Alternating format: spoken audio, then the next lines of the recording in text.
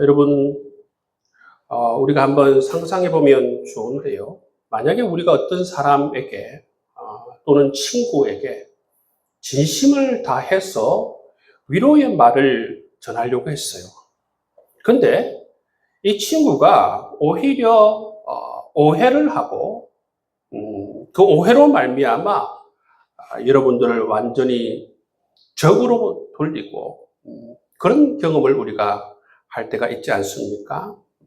또는 회사에서 정말 열심히 하고 또 성실하게 하고 회사를 위해서 어떤 좋은 아이디어가 생겨서 회사에 건의를 했는데 사람들이 또는 상사가 이런 어떤 심중에 진실한 이러한 회사를 위하는 마음을 알지 못하고 오히려 여러분들을 철저하게 무시하고 무시를 넘어서 모함을 하는 그러한 것들을 여러분 만약에 여러분이 경험했다면 어떨까요? 어떤 감정이 생기겠습니까?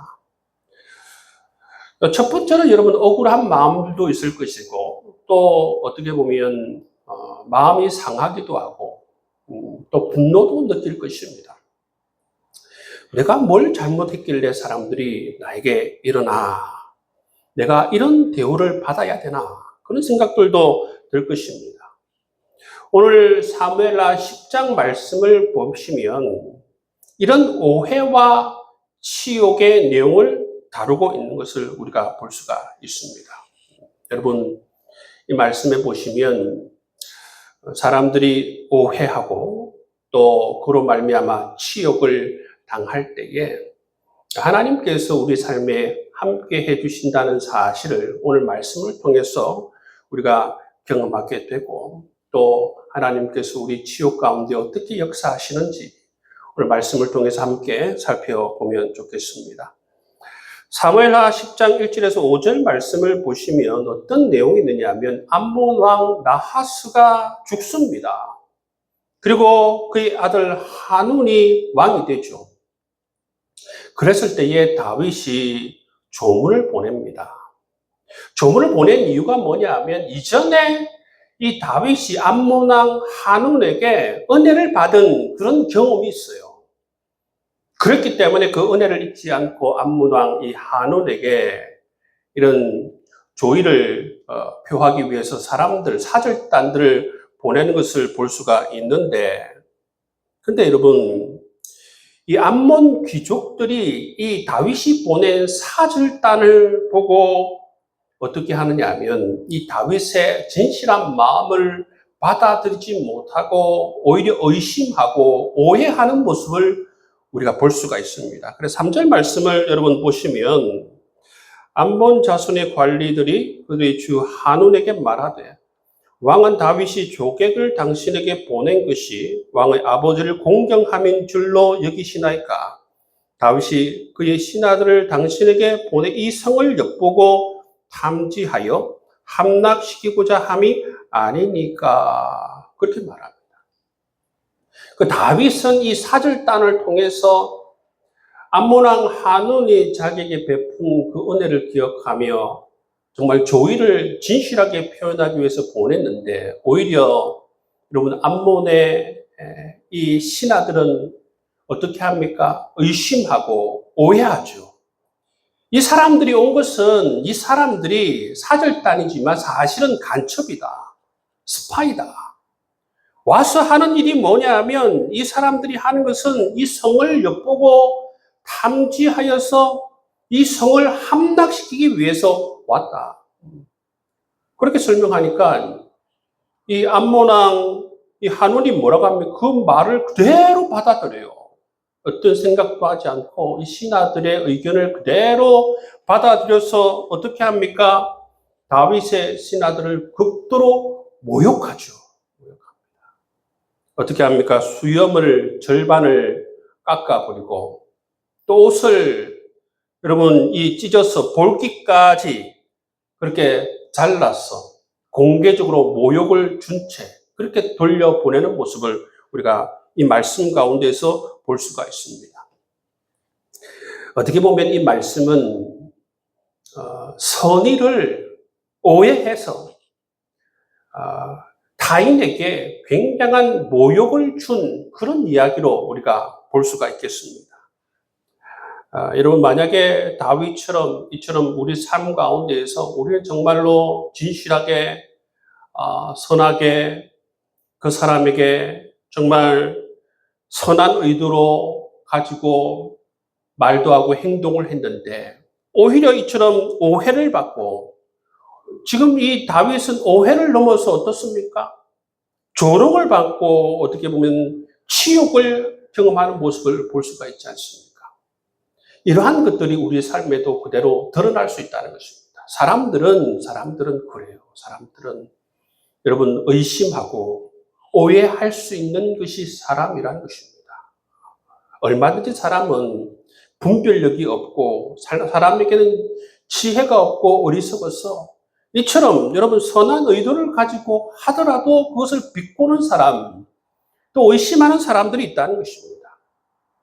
그리고 교회 안에서 정말 순수한 마음을 가지고 열심히 하나님을 섬기고 열심히 교회를 섬기고 정말 힘든 일들을 마다하지 않고 여러분 봉사를 하는데 사람들이 그것을 비꼬는 사람들이 있어요. 그래서 여러분 마음의 상처를 주기도 하고 여러분 그런 사람들이 있을 수 있다는 거예요. 여러분 교회 안에서뿐만 아니라 여러분 사회에서도 마찬가지입니다. 회사에서도 마찬가지입니다. 여러분 선의를 가지고 나아가는데 이 선의를 오히려 바꾸어서 이처럼 악하게 바라보고 조롱하고 사람을 억울하게 만드는 사람들이 있다는 것을 우리가 이 말씀을 통해서 알 수가 있습니다. 만약에 우리가 이처럼 교회나 사회나 여러분 이러한 일들을 우리가 다윗처럼 경험하게 될 때에 우리가 어떻게 반응해야 할까 말씀을 통해서 살펴보면 다윗은 이 모욕을 개인적인 일로 받아들이지 않습니다. 뿐만 아니라 적극적으로 보복하지도 않아요. 다윗은 침착하게 상황을 살피고 하나님의 뜻을 구하며 기도하며 행동하는 모습을 볼 수가 있습니다. 그래서 어떻게 여러분 다윗이 첫 번째로 한 일이 뭐냐면 5절 말씀을 보시면 다윗은 이 모욕당한 사절단들이 창피하지 않도록 여리고에서 수염이 자라날 때까지 그렇게 기다리라. 그렇게 배려하는 모습을 볼 수가 있습니다. 만약에 이들이 여러분 수염이 잘린 채 또 여러분 중동 볼기까지 옷이 찢어진 채 그렇게 만약에 돌아간다면 사람들이 또 어떻게 생각하겠습니까? 다윗은 이 사절단들이 이스라엘 백성들 앞에서조차도 여러분 그들이 창피함을 당하지 않도록 그들을 배려해 주는 모습을 볼 수가 있어요. 그리고 적극적으로 여러분 전투를 벌이지 않습니다. 그리고 성경에서는 우리에게 뭐라고 말씀해 주고 있느냐 하면 신약의 말씀입니다만 선을 행하다가 낙심하지 말라 말씀해요. 여러분 선을 행하다가 낙심할 수 있다는 것이죠. 그렇죠? 이 말씀. 사람은 그렇다는 것입니다. 그렇기 때문에 여러분 우리 선을 행하는 사람들은 이런 일을 당할 수 있기 때문에 그런 일을 당하여도 낙심하지 말라 하나님께서 말씀해 주시는 것을 볼 수가 있습니다. 그렇게 말씀하시는 이유가 무엇인가? 하나님께서는 우리의 본심을 아시고 우리 선한 의지를 아시고 이 선한 행동을 다른 사람들은 기억하지 못하더라도 하나님께서는 기억하신다는 것입니다. 하나님께서 기억하시고 하나님께서는 이 모든 것을 통해서 여러분 선을 갚아주신다라는 것을 우리가 알 수가 있는 것입니다. 그렇기 때문에 여러분 우리가 다윗처럼 여러분 선한 마음을 가지고 행동을 하였음에도 불구하고 사람들의 어리석음과 사람들의 오해로 말미암아 이런 모욕을 당하더라도 우리는 누가 있습니까? 우리는 하나님이 계세요. 하나님이 계시기 때문에 우리는 세상 사람들과 다르게 행동할 수 있다는 것입니다. 하나님께서 다 아시기 때문에 우리는 억울해 할 필요가 없다는 것이지요. 여러분, 이 말씀을 그대로 믿음으로 받아들여서 하나님으로 말미암아 승리할 수 있는 여러분 될 수 있기를 주의 이름으로 축복합니다. 근데 이 문제는 여기에서 끝나지 않습니다. 그 이후의 이야기가 뭐냐면 암몬이 잘못했잖아요. 그렇죠? 잘못했어요. 근데 여러분, 자신들이 이러한 행동을 해놓고 뭘 하느냐 하면 전쟁 준비를 합니다. 암몬이 자기 자신의 전력으로 이스라엘을 이길 수 없다라고 판단을 해서 그런지 모르지만 용병들을 고용하는 것을 볼 수가 있어요. 여러 지역에서 용병들을 고용합니다. 특히 여러분, 어디에서 용병을 제일 많이 고용하느냐 하면 아람 군대를 통해서 여러분 이 전쟁을 같이 함께 준비하는 모습을 볼 수가 있는 것이죠. 여러분, 자기들이 잘못해놓고 이처럼 여러분 연합해서 공격을 준비해요. 그래서 여러분 어떻게 합니까? 이 암몬과 아람 연합 군들이 여러분 쳐들어와요. 쳐들어와서 이 이스라엘 군대를 에워싸는 모습을 볼 수가 있습니다. 앞쪽에는 암몬 군대가, 뒤쪽에는 아람 군대가 이 이스라엘 군대를 에워싸요. 그랬을 때에 이 다윗의 군대 장관 요압이 나서지요. 이 요압과 아비새, 그의 동생 아비새가 함께 이 전장에 나서는 모습을 볼 수가 있습니다. 근데 여러분, 이 요압을 한번 우리가 주목해야 하는데, 이 전쟁 가운데 어떻게 합니까? 이 요압이 이 전쟁의 상황들을 여러분 정확하게 파악하고 전략을 세웁니다. 어떤 전략을 세웁니까? 한 군대는 내가 맡고 다른 군대는 바로 동생 아비새에게 맡기는 모습을 볼 수가 있어요. 왜냐하면 그들도 이 암몬과 아람 두 군대이기 때문에 우리도 한 군대씩 맡자. 그런 전략을 세우는 것을 볼 수가 있어요. 뿐만 아니라 제일 중요한 게 뭐냐면 이 전쟁에 나서는 여러분 이 요압의 신앙의 고백입니다. 12절 말씀에 보시면 어떻게 되어져 있습니까? 너는 담대하라. 우리가 우리 백성과 우리 하나님의 성읍을 위하여 담대히 하자. 여호와께서 선히 여기시는 대로 행하시기를 원하노라 말씀하고 있습니다. 하나님께 뭐라고 합니까? 하나님, 우리가 반드시 이기게 해주십시오. 이게 아닙니다. 하나님께 말씀하고 하나님께 기도하기를 여호와께서 선히 여기시는 대로 행하시기를 원하노라 말씀하고 있어요. 이건 뭡니까? 하나님의 주권을 인정한다는 것이죠. 여러분, 하나님의 주되심을 인정하고 하나님의 하나님 되심을 인정하고 하나님의 주권을 인정하며 이런 신앙의 고백을 가지고 나아가는 여러분 이스라엘의 군대 장관 요압의 모습을 볼 수가 있습니다. 이게 중요해요, 여러분. 중요합니다.